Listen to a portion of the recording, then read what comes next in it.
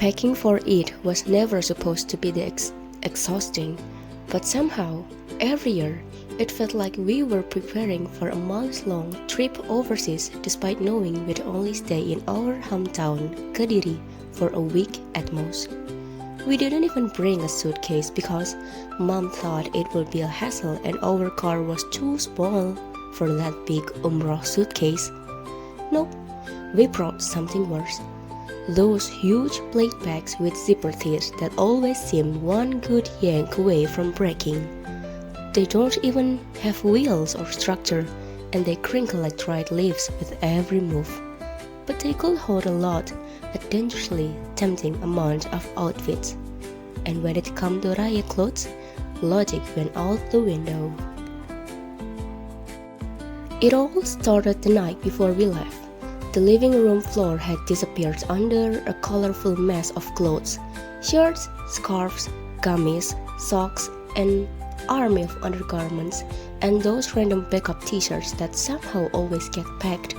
It looked like a clothing store exploded in the middle of our house. My mom was on her third round of folding. Her expression had morphed into that strange, concentrated frown she always wore when she packing. Her eyes narrowed slightly, lips pursed, and hands moving like clockwork.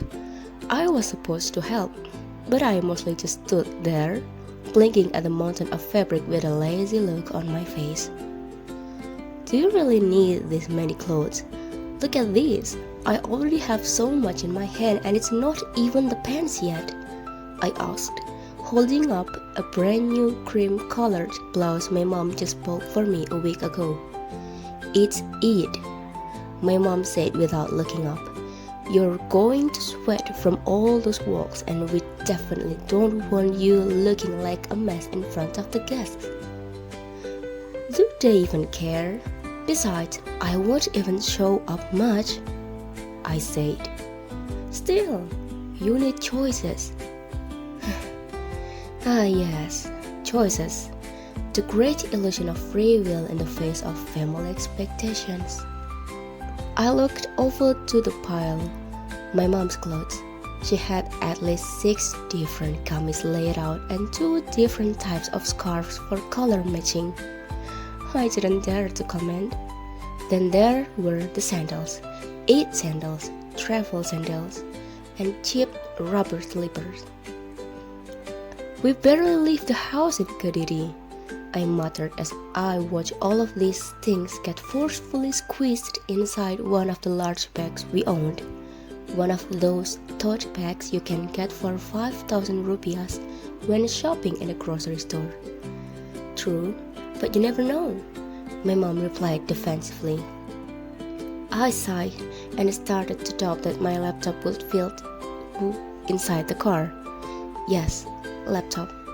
As a college student in her 8th semester, I need to bring that piece of metal everywhere I go, even on national holidays like this. Look at me, I'm still doing assignment on it because tomorrow is the deadline and I certainly don't want to get a C. On the day of departure, the chaos began at 5 a.m. The trunk looked deceptively spacious at first glance. That was until we started the game of packing. The bags were dragged out and squished into the car trunk with the same energy people use to solve Tetris. My dad grumbled the whole time, muttering things like, "Why do we need this many of clothes for 5 days?" as he tried to close the car trunk. My mom clicked her tongue. "I don't want to hear a thing from you. You don't even help us pack." Inside the car, the rest of us were just as packed as the bag. There was barely like room because someone decided the tote bag needed to ride with us just in case we needed tissue, wet wipes, and hand lotion. I had to sit with my legs folded half the trip because that was the most comfortable position I could get in, not to mention the laptop's bag on my lap. I really had to take care of it, or else my laptop would get harmed and I couldn't work on my assignments. Thinking about it makes my body shudder. What a nightmare. But even through all the grumbling and squeezing, There was that familiar flutter in the chest. We're going home, sort of. Not the home we live in every day, but the other one. The one you visit. The one with creaky doors and a front yard that hasn't changed in 10 years. The one where your grandma still scolds you for not eating enough rice. During the drive, my mom kept bringing up our clothes. She was fine earlier, but now she looks restless. "Did you remember to pack your sarong?" she asked sharply, breaking the silence like a school teacher catching someone off guard. The question was aimed at the boys, which are my dad and my two younger brothers. "Yes," I double-checked. My first younger brother replied. My mom's eyes squinted. "Not the ugly one, the nice one we bought a week ago." "Mom, I packed it, I swear." He rolled his eyes and leaned back into his seat like he was done with Mom's nagging. Then my mom's head turned to my dad. "And you're petty?" My dad, again, only sighed. "Also packed. Please stop," he said, not even blinking, his eyes glued to the road. Mom's gaze then turned towards me. "How about you? All packed?" I may nodded at her question, but it didn't help that I started to doubt myself halfway through. Had I packed the cream-colored blouse or the green one? Or both? What if I didn't bring both? I panicked for 15 minutes until I finally gave up and dug into the bags midway, like a raccoon at a trash can. My mom looked at me, horrified. "You're going to mess up all the foldings."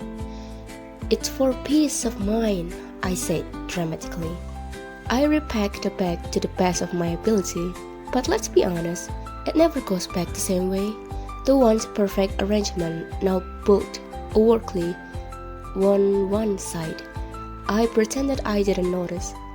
My mom pretended she wasn't watching. We reached a silent truce. Then, 10 minutes later, my dad spoke up from the driving seat.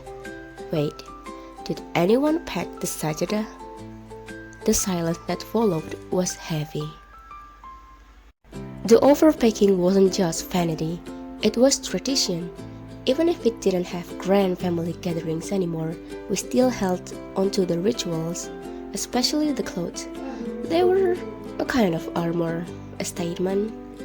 They said, "We're still okay and doing just fine." Even if the only people who would see us were my grandma and maybe a curious neighbor. So we stuffed the bags. By the end of it, we had 5 massive plate bags for clothes and 1 smaller bag for food, toiletries, and emergency medicine.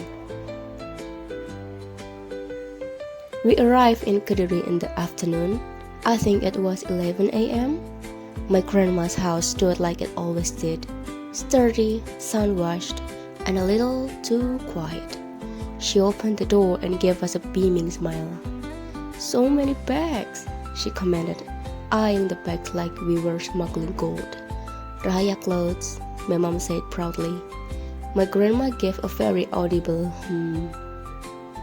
Inside the house, there wasn't much space, so our bags practically blocked the walkway to the kitchen. I started dragging mine toward the guest room where we usually stayed in.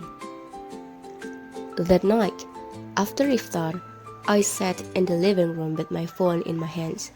We didn't need this many clothes. We didn't even change outfits that often when we were at grandma's. Sometimes we spent the whole day in the casual clothes. But still, packing all those clothes gave us something to look forward to. Even if the family wasn't as close as before, even if the gatherings had shrunk, even if the only people we'd show off our outfits to were ourselves, we still dressed up, we still showed, and maybe that was enough. On Eid morning, I ended up wearing the cream-colored blouse after all. The green one stayed in my bag, so did the 2 others. My mom wore her maroon-red kameez and matching hijab. We took pictures on the front porch, just the 5 of us, my dad, mom, and my 2 younger brothers. It was quiet, and the clothes weren't for show, they were for ourselves. for what we used to have, for what we were still trying to keep. Later, my mom sighed as she folded a kameez she didn't get to wear and put it back inside the bag. Too many choices, she said. I grinned. There's always next year, or maybe later in December. We'll always come back here for New Year, right? I assured her. And maybe next year, we'll bring just one back. Maybe. Probably not.